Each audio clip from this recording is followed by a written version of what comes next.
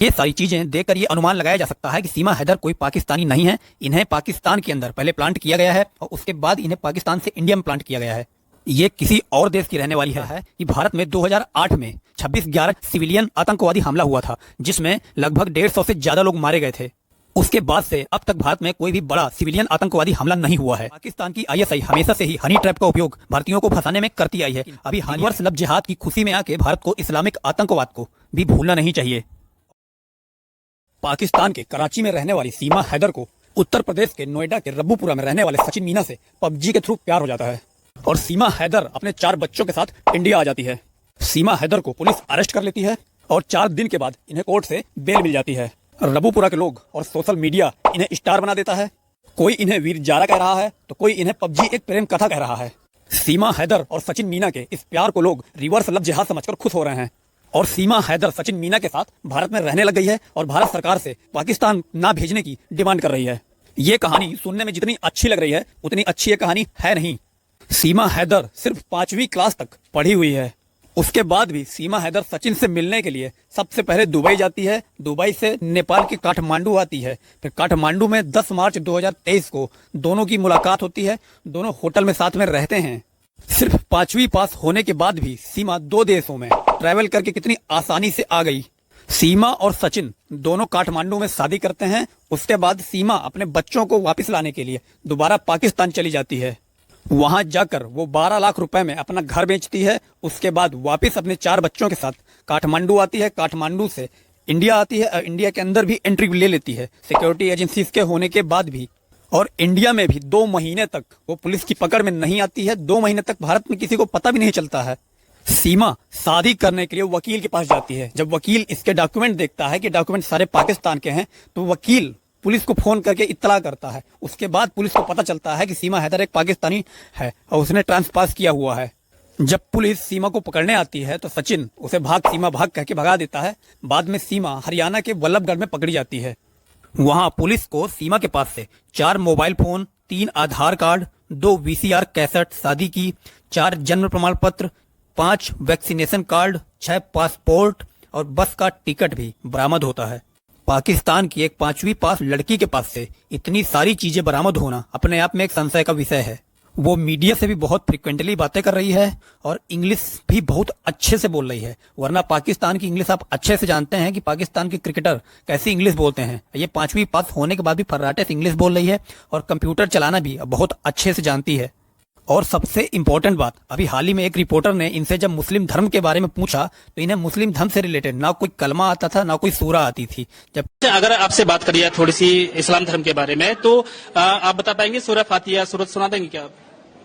Sorry sir, अभी नहीं सना नहीं मतलब अलहम्द तो इन्हें मुस्लिम धर्म से रिलेटेड ना कोई कलमा आता था ना कोई सूरा आती थी। जबकि एक बेसिक छोटा सा बच्चा भी मुस्लिम धर्म का अगर होता है तो आसानी से ये सारी चीजें बता देता है।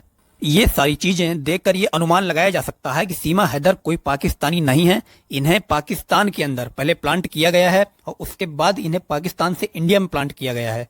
ये किसी और देश की रहने वाली है। अभी 4 लैंग्वेजेस जानती है, एक्टिंग में माहिर है। देखिए जब अभी मीडिया पे आ रही थी तो किस तरह से पल्लू ले रही है, हिंदुस्तान के सनातन कल्चर को दिखा रही है। ये बहुत बड़ी एक्ट्रेस है। ये विश्व कन्या के रूप में हिंदुस्तान की तरफ आई है और मैं बहुत ब्लंटली बोल रहा हूं, शी इज सेकंड इशरत जहान। और ये मोदी जी किसके टारगेट पे हैं और वाई जब हाल ही में इनके पति गुलाम हैदर ने एक वीडियो जारी किया है इंडिया के लीडरशिप के नाम पे और उनसे कहा है कि मेरे बच्चों को मुझे लौटा दिया जाए।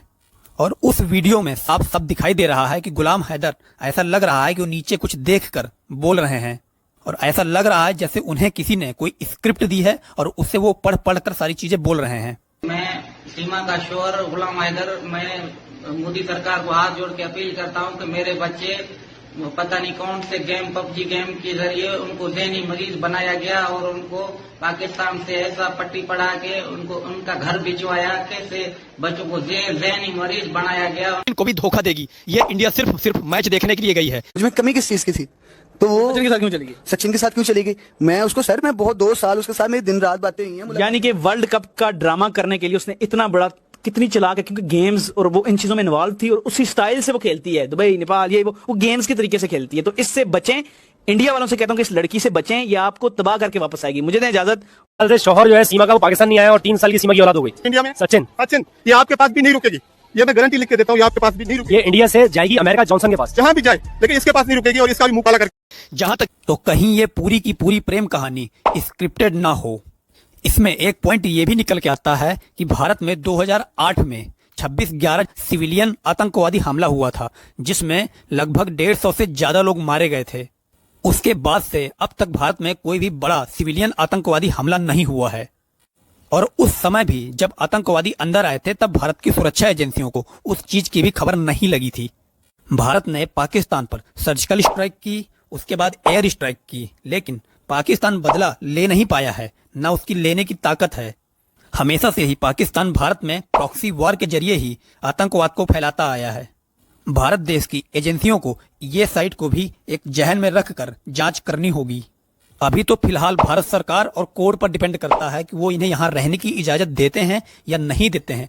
इससे पहले एक इकरा करके एक लड़की मतलब इंडिया के मुलायम सिंह यादव से प्यार करते हुए इंडिया आ गई थी, लेकिन उसके समय पर इकरा को वापस भेज दिया गया था।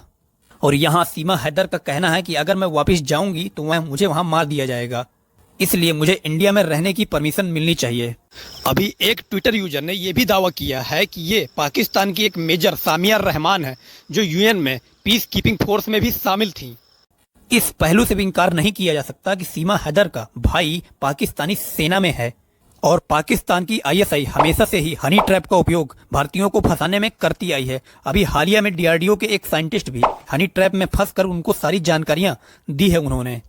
और भारत देश की सुरक्षा एजेंसियों को यह भी सुनिश्चित करना चाहिए कि ऐसे कोई अंदर ना आ पाए, क्योंकि आज अगर सीमा हैदर अंदर आ जाती है और 2 महीने तक पकड़ी नहीं जाती है तो कल के दिन कोई भी आ सकता है, कोई भी पकड़ा नहीं जाएगा। और अगर सीमा हैदर प्यार के लिए यहाँ आई है और अगर साबित हो जाता है कि वो सिर्फ प्यार के लिए यहाँ आई है और भारत सरकार सारी जांच के बाद उन्हें यहाँ रहने की परमिशन दे देती है, तो ये 2 देशों के बीच में अच्छे रिश्ते सुधारने का एक कदम हो सकता है। लेकिन रिवर्स लब जिहाद की खुशी में आके भारत को इस्लामिक आतंकवाद को भी भूलना नहीं चाहिए और अच्छे से इनकी जांच होनी चाहिए। नमस्कार।